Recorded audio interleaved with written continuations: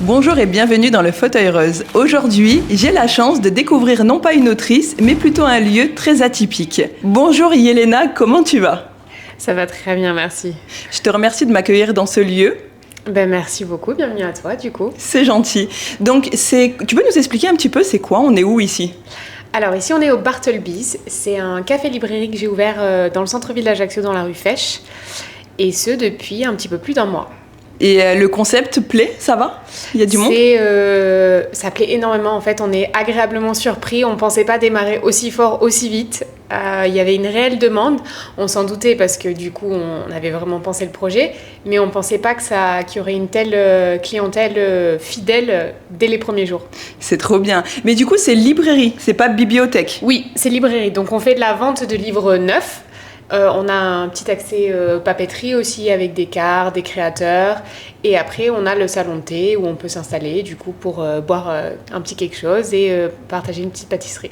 C'est trop bien, j'adore. Il nous manque ça sur Porto Vecchio. Il faudrait penser à ouvrir le concept. Écoute, si jamais on devient franchise, pourquoi pas. Mais c'est vrai, c'est vraiment intéressant. Vous êtes les seuls à faire ça dans la rue Fesch ? Oui, sur Ajaccio, on est les seuls. Sur Ajaccio tout entier ? Ouais. C'est trop bien. Sur le concept, sur du livre neuf. Et est-ce que vous travaillez un petit peu avec les auteurs locaux ? Oui, ce qu'il y a de bien, c'est qu'au démarrage, moi j'ai principalement une connaissance de la littérature anglaise et littérature française. Et très très vite, j'ai beaucoup d'auteurs locaux qui sont venus, qui se sentaient bien dans l'endroit, qui sont venus me présenter leurs ouvrages. Donc au fur et à mesure, on ajoute les ouvrages d'auteurs locaux. On a des petites dédicaces qui sont prévues avec quelques auteurs locaux au mois d'octobre. Donc tout doucement, voilà, on a grandi. J'adore parce que du coup, j'ai écrit mon livre et je vais te présenter à la fin de cette interview quand même. Avec plaisir. Mais c'est vraiment intéressant et moi, je trouve que le concept vraiment est bien cherché. Ça fait longtemps que l'idée vous trottez parce que tu es associée, on n'a pas précisé. Vous êtes deux. Oui, on est deux, donc je suis avec Cindy. Cindy, elle a déjà introduit le concept de coffee shop à Ajaccio, donc il y a de ça 4 ans. Et c'était vraiment la première à faire ça avec des boissons comme le matcha, les lattés avec du sirop. C'est vraiment la première à avoir installé ça. Moi, je suis arrivée du coup au Myland 6 mois après, un peu plus de 6 mois après qu'elle ait ouvert. Et j'y suis restée 2 ans et demi là-bas. Et pour me former en tant que barista, parce que le projet de librairie café, c'est quelque chose qui me trottait dans la tête depuis, on va pas se mentir, depuis le collège. Oui. Ouais, depuis un petit moment. Et je l'ai beaucoup vu quand j'étais à l'étranger, parce que j'ai vécu 7 ans en Angleterre. Et c'est un concept qui est partout, vraiment, dans les pays anglo-saxons. Cindy, elle l'a beaucoup vu, elle à Montréal, où elle a vécu aussi pendant des années. Et quand je suis entrée au Myland, je lui ai dit que c'était mon projet et que c'est pour ça que j'aimerais travailler au Myland pour me former en tant que barista. Et je pense qu'elle a gardé ça en tête et on a appris à se connaître, on est devenues très bonnes amies. Et elle m'a dit, écoute, si ça t'intéresse, moi je pense qu'il y a la place pour le faire à Ajaccio et on pourrait le monter toutes les deux. Et je pense que c'est le coup de pouce dont j'avais besoin pour vraiment me lancer, d'avoir quelqu'un qui se connaisse le lancement d'une entreprise, qui soit à l'aise avec l'aspect administratif pour vraiment me lancer moi. Franchement, c'est trop fort, c'est formidable. Et puis je pense aussi ce qui vous a nourri, c'est le fait d'avoir évolué à l'étranger. Oui. Parce que c'est vrai que c'est très connu à l'étranger, mais en France, et encore moins encore, j'ai envie de dire. Ouais. Donc, et du coup, votre côté un petit peu littéraire, tu nous as un petit peu parlé, toi, que tu étais très littérature anglaise et française. Ouais. Et c'est ça, du coup, qui t'a nourri C'est ça. Moi, j'ai fait des études, en fait, de littérature et de civilisation anglo-saxonne, donc américaine et anglaise à la fac. Après, j'ai bifurqué parce que je suis passée sur des études de langue et je suis partie à l'étranger. Mais c'est quelque chose que la lecture qui me passionne. Je suis capable de dévorer des séries en 2-3 jours de livres de 800 pages parce que je suis vraiment à fond dedans. Et Cindy aussi est souvent très très adepte de littérature, plus littérature française. Donc du coup c'est vrai qu'on se combine bien et elle adore tout ce qui est papeterie aussi donc Ton style de roman préféré, quoi, ton style de littérature préféré? Alors l'avantage c'est que je lis tout. J'ai plutôt un style que je maîtrise moins et que je lis moins, c'est les thrillers policiers, mais après ça je lis autant de littérature française comme Virginie Grimaldi, Laure Manel, Raphaël Giordano aussi, comme je vais lire les classiques de la littérature anglaise ou la romantaisie qui explose en ce moment sur les réseaux. Oui. Donc il y a vraiment de tout. Ouais. Et est-ce que du coup tu acceptes aussi si tu as des demandes de personnes du continent qui veulent t'envoyer leur livre pour que tu le découvres, ça tu acceptes, t'es d'accord? Oui, non, ça il n'y a pas de souci. En général, que ce soit les auteurs ici ou même sur le continent, soit c'est les maisons d'édition qui nous contactent directement en disant voilà, je peux vous envoyer le livre pour que vous appreniez à connaître l'auteur et éventuellement si ça vous intéresse le vendre. Soit on a les auteurs qui se déplacent directement et voilà, ils nous l'amènent. Je trouve ça bien. Et du coup, voilà, il n'y a aucune obligation d'achat. Donc, sachez-le. Vous lui envoyez son livre. Vous aurez l'adresse en description de ce podcast. Et si le livre plaît, si c'est dans l'univers aussi qu'ils ont décidé de créer avec son associé, eh ben, ça ferait un plaisir de vous contacter ou de contacter votre maison d'édition pour faire affaire avec vous. Et pourquoi pas proposer votre livre à la vente. Pourquoi avoir choisi le nom Bartleby's? C'est ça, j'ai bien prononcé, ça va. C'est exactement ça. Il y a un petit son anglais quand même dedans. Hein. C'est ça. En fait, quand on a cherché un nom, comme le concept venait beaucoup de l'étranger, on voulait quelque chose à consonance anglaise. Et aussi parce qu'on voulait attirer aussi les touristes qui venaient des ferries. Parce qu'on s'est rendu compte qu'il n'y avait pas d'accès à la littérature tellement sur les ferries quand ils sont en voyage. Donc on voulait qu'ils sachent qu'on avait une offre aussi en VO. Donc il nous fallait un nom en consonance anglaise, un nom avec une référence littéraire, du coup, et un nom qui soit facile à prononcer pour les locaux. Donc ça fait quand même 3 conditions pas faciles à réunir. Et moi, en fait, Bartleby, c'est une nouvelle de Herman Melville qui a écrit Moby Dick, que j'ai étudié à la fac en littérature américaine. Et j'avais un prof absolument exceptionnel à la fac qui était passionné. Et quand on a commencé à brainstormer un peu sur le nom du concept, ce nom m'est revenu et je l'ai proposé à Cindy sans grande confiance en me disant ça pourrait être pas mal et tout. Elle me dit mais ouais, carrément, en fait, ça pourrait bien marcher. Et c'est vrai qu'en plus, l'histoire de Bartleby's, donc c'est un scribe à Wall Street qui, en fait, est un peu coincé dans le rythme métro, boulot, dodo et qui, au fur et à mesure, en fait, va s'en détacher et va se rebeller un peu contre sa hiérarchie en version simplifiée. Et donc, du coup, nous, on voulait vraiment créer un endroit, un lieu où on sent bien, on a envie de mettre tout en pause et se poser et faire un peu un arrêt sur le temps. Et donc du coup finalement tout se goupillait bien avec Bartleby's. Voilà. Mais c'est réussi parce qu'en tout cas quand on rentre dedans on se sent vraiment je dirais pas chez soi mais détendu. Ouais. C'est la première chose que j'ai ressentie quand je suis rentrée. Donc vraiment bravo pour ça. Et les travaux ont été compliqués? Alors compliqués. Oui et non, parce qu'en fait, on a fait beaucoup de choses seuls. On a eu de l'aide d'artisans, mais on a quand même fait beaucoup de choses seuls. Donc, la peinture, poser le papier peint. Moi, je me suis mis à poser du carrelage, ce que je n'avais jamais fait avant. J'ai eu l'aide de mon papa aussi pour le parquet. Donc, non, on a été très bien entourés entre les copains et la famille. Donc, on a réussi à récupérer les clés du local début juillet. Et on a ouvert à la mi-août. Donc, on a plutôt été efficace. Ah, vous avez bien avancé. Vous avez, comme on pourrait dire, ils ont bien charbonné, hein, vraiment. C'est bravo. Un mois et demi. On y a passé des longues heures, mais on est content du résultat. Ouais, le projet est là et en tout cas, il plaît aussi bien aux locaux qu'aux touristes, je pense. Ouais. Et surtout, il plaît aux patronnes. Donc ça, c'est le principal, que Exactement. Ça leur plaise à elles. Elena, j'ai une question pour toi. Ouais. Quelle boisson phare il y a chez Bartleby's? Alors, la boisson phare chez Bartleby's, c'est le ube latte. On a été agréablement surpris. C'est un peu la nouveauté sur le continent. C'est une poudre de patate douce. Et donc ça vient des Philippines, donc c'est une patate douce qui est violet pétard et ça se dilue dans de l'eau chaude comme le matcha. L'avantage c'est que ça a les mêmes propriétés que le matcha, donc c'est antioxydant, ça aide pour la digestion, mais c'est neutre en goût et c'est surtout sans théine. Donc pour tous les gens en fait qui veulent éviter caféine, théine et qui veulent pas l'amertume du matcha, c'est une bonne solution et nous on le fait en fait froid avec de la purée de myrtille et du lait de coco ou avec de la purée de mangue et du lait d'amande. Et c'est vrai que celui à la myrtille, on le voit partout sur nos stories. Vraiment, c'est devenu en peu de temps la boisson préférée de notre clientèle. J'adore parce qu'en fait, quand je t'ai posé la question, je m'attendais que tu me dises choco Nutella. Là, non, vraiment, t'as vraiment été chercher les détails. Et du coup, cette boisson, c'est vous qui avez décidé parce que les boissons, du coup, que vous proposez, c'est vous. Qui c'est qui a eu cette idée? Parce que c'est trop bien, c'est original. Alors, le ube, on l'a vu, on a commencé à le voir sur les réseaux un peu partout. Et après, l'association lait de coco et purée de myrtille, c'est des tests qu'on a fait et qui sont avéré plutôt concluant. Donc, voilà. Et vous avez d'autres boissons comme ça, un petit peu fantaisie avec des guillemets? Alors, on a le matcha et qu'aussi on adapte aussi en chaud ou froid. Et après, on a tous les lattés où on peut mettre du sirop aussi pour adapter. Et notre spécialité que moi j'ai ramenée de l'Angleterre et dont on est très fiers aussi, c'est le chai latte.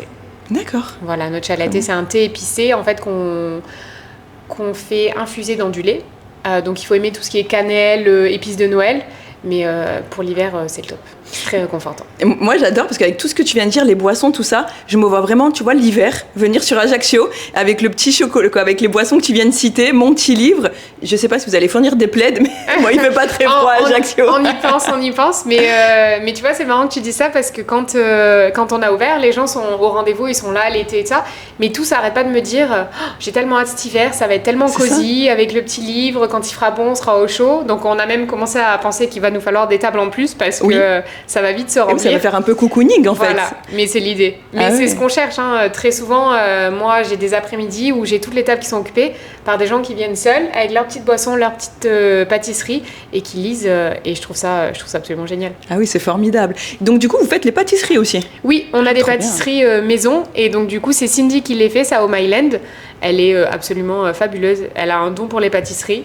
Elle va te dire que non, mais elle est très très très douée parce qu'elle a aucune formation, elle est vraiment c'est naturel et donc on a du carrot cake, on a des muffins à la crème de marron, des cookies, du gâteau au yaourt, un brownie chocolat fleur de sel, donc vraiment pas mal de choses. Je crois que je vais venir hors interview aussi, va falloir que je teste.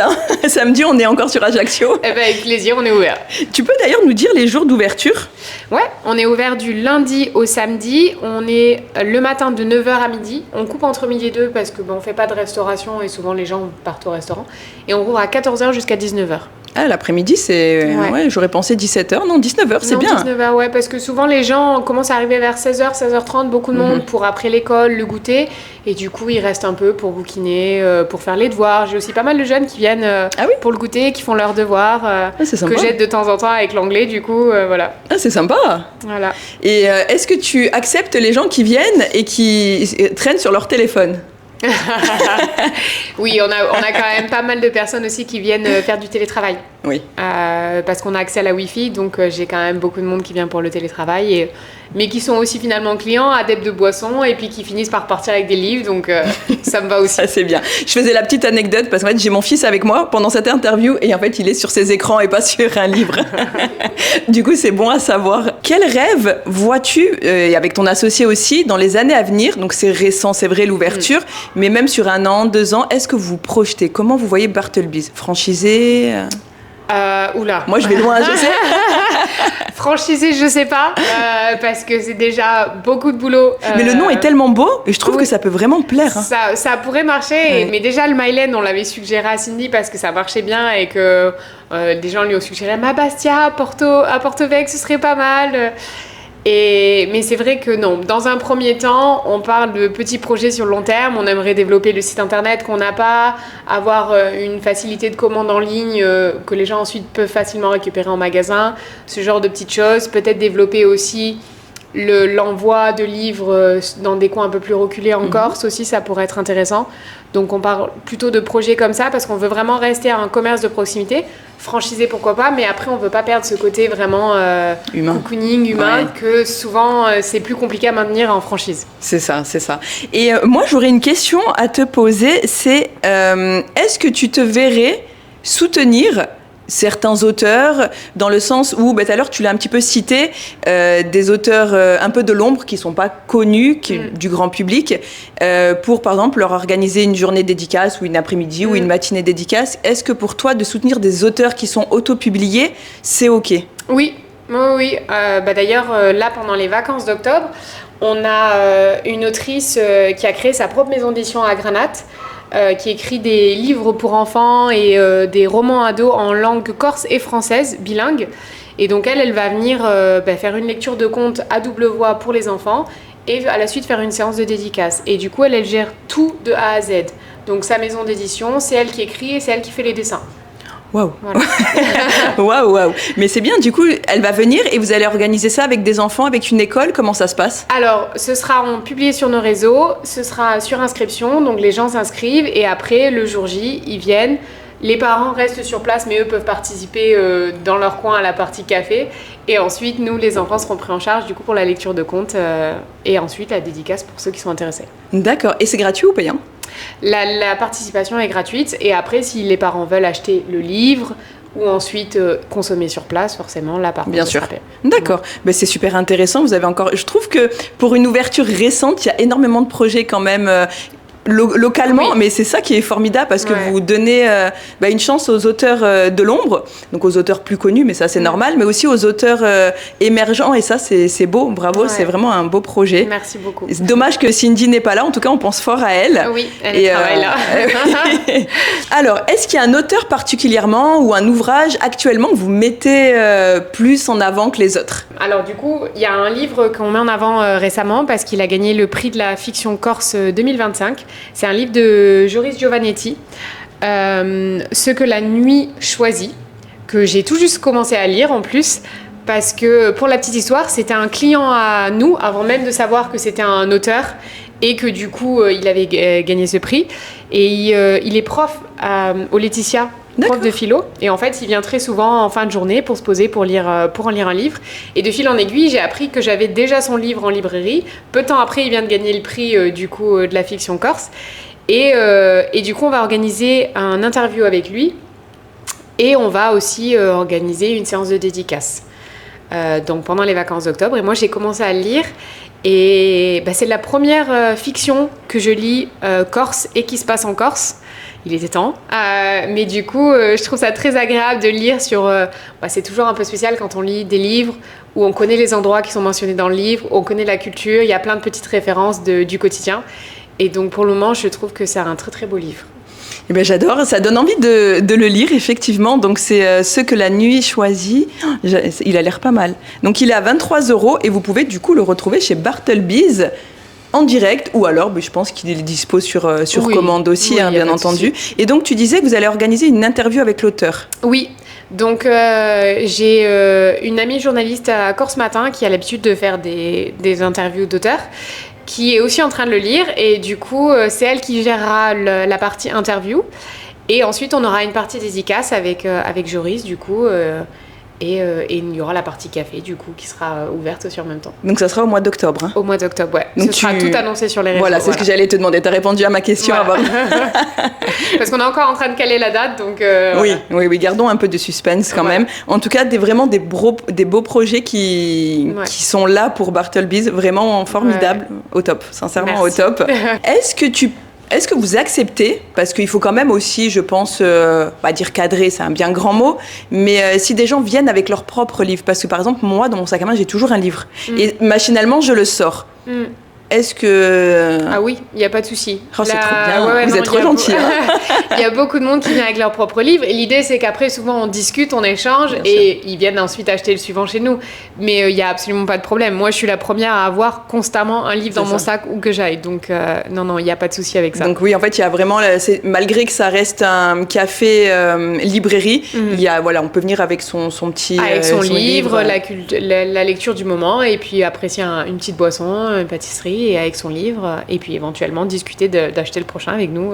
Et puis ça peut même peut-être vous faire découvrir l'auteur que le client est en train de lire aussi. Hein. J'ai quand même beaucoup de recommandations, et c'est ça qui est top, c'est que c'est vraiment un échange. Donc j'ai des clients habitués qui viennent, donc qui nous font des commandes, qu'après ensuite moi je commande à la librairie, et il y a des auteurs que je découvre comme ça.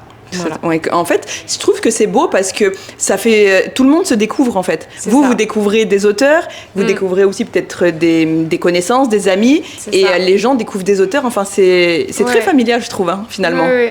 Et c'est l'idée, c'est vraiment quelque chose qu'on avait créé déjà au Myland, parce que moi, au Myland, c'est comme ça qu'on s'est rendu compte qu'il y avait un besoin, c'est que j'avais beaucoup de gens qui venaient seuls au Myland avec leurs livres pour lire. Et c'est des habitués, donc en discutant avec eux leur lecture, on a commencé à échanger des livres. J'ai créé un club de lecture pendant 1 an et demi au Myland, qu'avec des clients à la base qui venaient seuls.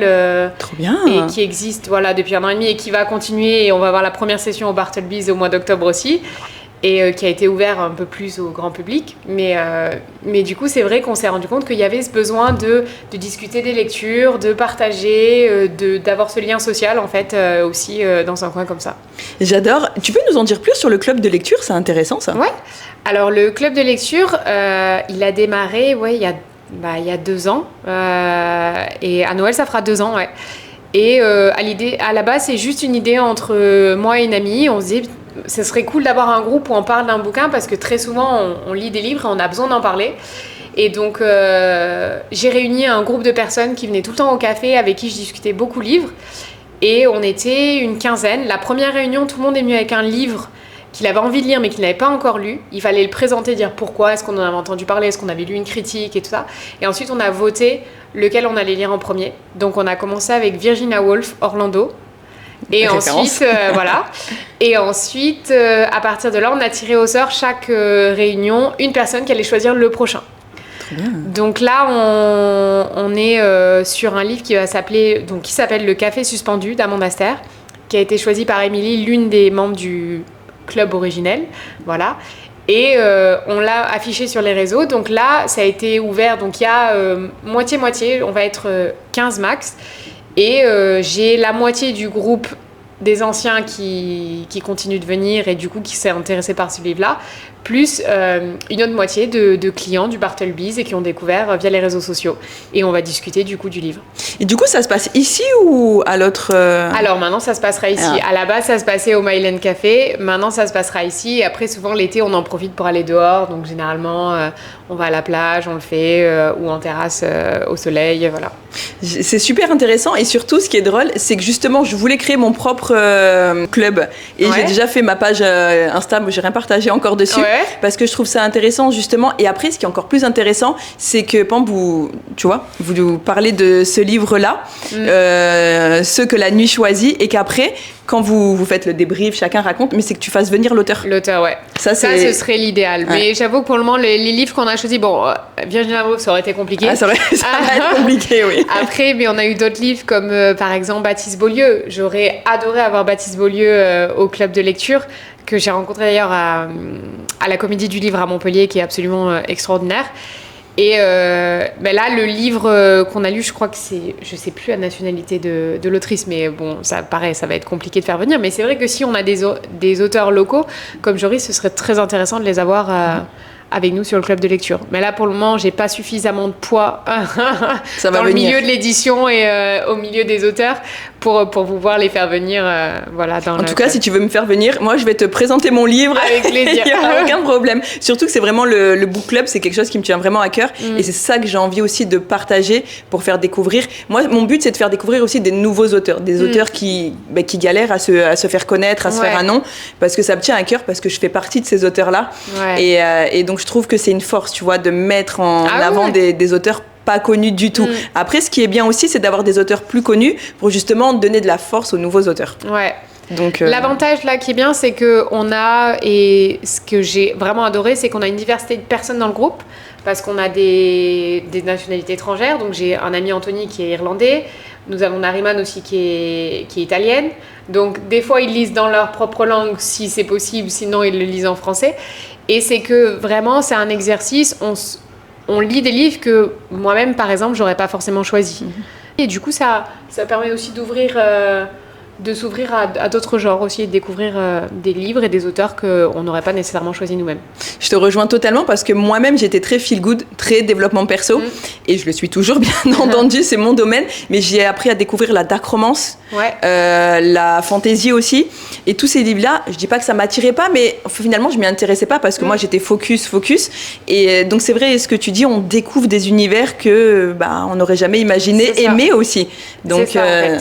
C'est intéressant. Parce que là, ça part comme un exercice où on s'impose de lire le livre pour participer à la réunion, mais finalement, on est très souvent agréablement surprise et on découvre du coup des genres que on n'aurait pas choisi nous-mêmes. Donc Yelena, je te remercie encore une fois de m'avoir reçue pour cette interview dans ce lieu vraiment magnifique. On se sent vraiment bien. Merci beaucoup. Merci beaucoup d'être venue jusqu'à Ajaccio déjà et puis d'avoir continué à essayer de chercher une place et pas abandonner parce que je sais que c'est compliqué ici. Oui, parce que pour la petite anecdote, je cherchais une place et je désespérais, mais mon mari m'a dit non, on va trouver, et puis finalement il a eu raison, on a fini par trouver. Donc merci. Du coup, je me permets de t'offrir mon livre. Merci. L'acceptes-tu ? Avec grand plaisir. Je te souhaite une bonne lecture. Merci. Et hâte d'avoir ton retour sincère, critique, Ça va. et pour savoir un petit peu ce que tu en as pensé.